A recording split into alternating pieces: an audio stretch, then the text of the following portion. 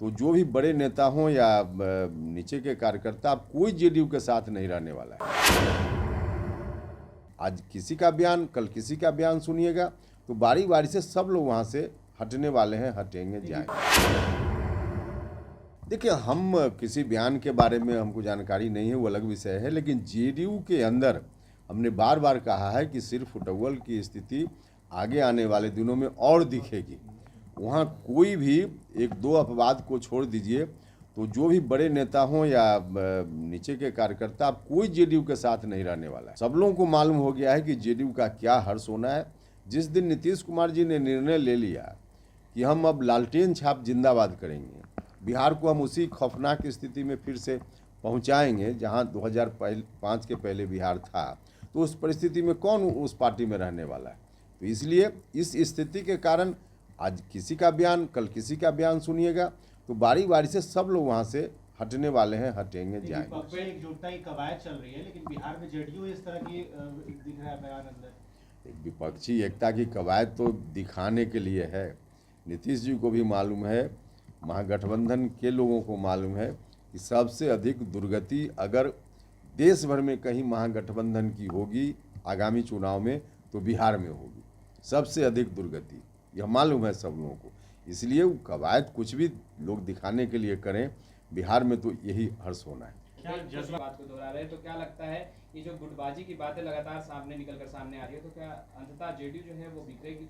हाँ, तमाम नेता सब लोग कहीं ना कहीं ठिकाना ढूंढ चुके हैं, और बीच में मेरे हटने के बाद भी तो कई लोग वहाँ से हटे।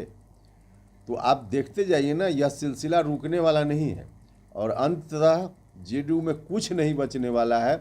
सिर्फ औपचारिकता बाकी रह गई है, कौन कब हटेंगे, लेकिन सभी हटेंगे। कहा जा रहा है कि आपके संपर्क में जेडीयू के कई विधायक और सांसद हैं और बीजेपी के संपर्क में।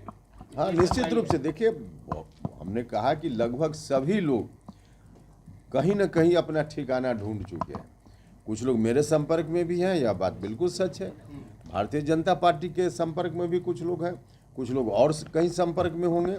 मतलब कुल मिला जुलाकर जेडीयू में उन लोगों का भविष्य बिल्कुल डार्क दिख रहा है उनको। इसलिए वहाँ कौन रहेगा, तो कोई नहीं वहाँ रहने वाला है। तो कहीं ना कहीं संपर्क तो लोगों का है ही। अब कब कौन हटेंगे औपचारिक रूप से यह समय बताएगा, लेकिन संपर्क में है मेरे साथ भी और अलग अलग जगह पर। जेडीयू की विलय होने वाली है।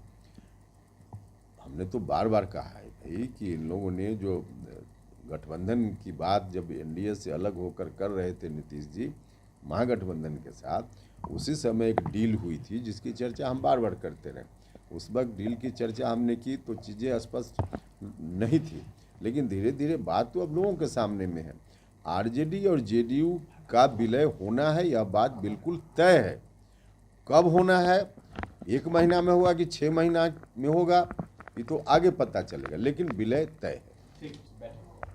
देखिए, एक मंच पर आए, हमको भी लगता था कि लोग एक साथ बैठेंगे तो शायद कुछ काम की बात करेंगे, और इसलिए हमने तो उम्मीद की थी कि अभी जो एनडीए की सरकार है देश में, उसके खिलाफ इन लोगों का कोई वैकल्पिक एजेंडा शायद देश के सामने ही लोग रखेंगे और उस पर कोई बात कर पाएंगे। लेकिन कुछ भी ऐसा होता हुआ नहीं दिखा। बैठक में राहुल गांधी जी की दाढ़ी कैसे बढ़ गई और उनकी शादी क्यों नहीं हो रही है, तो दाढ़ी और शादी पर चर्चा के लिए बैठक हुई, और अंतिम में तय किया गया कि बिहार में क्योंकि गर्मी ज़्यादा है तो अगली बैठक शिमला में की जाए, वहाँ का जो मौसम है उसका आनंद लिया जाए। इससे ज़्यादा क्या हुआ, कुछ नहीं हुआ। चलो की राजनीति तय करेंगे या वो भी आगे चल गए एनडीए का हिस्सा बने? ये तो तय करेंगे तो बताएंगे, अभी हमने तय नहीं किया है, तय करेंगे फिर बताएंगे। जिधर आप मांझी महागठबंधन का दामन छोड़ एनडीए में गए हैं, उपेंद्र कुशवाहा जी, कैसे देखते हैं? देखिए, हमने तो कहा ही है कि जेडीयू तो कम से कम अब डूबने के कगार पर है, तो डूबने वाली नाव के साथ कौन रहना चाहेगा। तो जीतन राम मांझी जी ने ठीक ही किया कि जो नाव डूब रही थी वहाँ से अलग हो गए, तो उन्होंने ठीक ही किया। बाकी फैसला उनका था, इसलिए उस पर क्या टिप्पणी होगी, लेकिन कम से कम वहाँ से हटे, ठीक किया उन्होंने।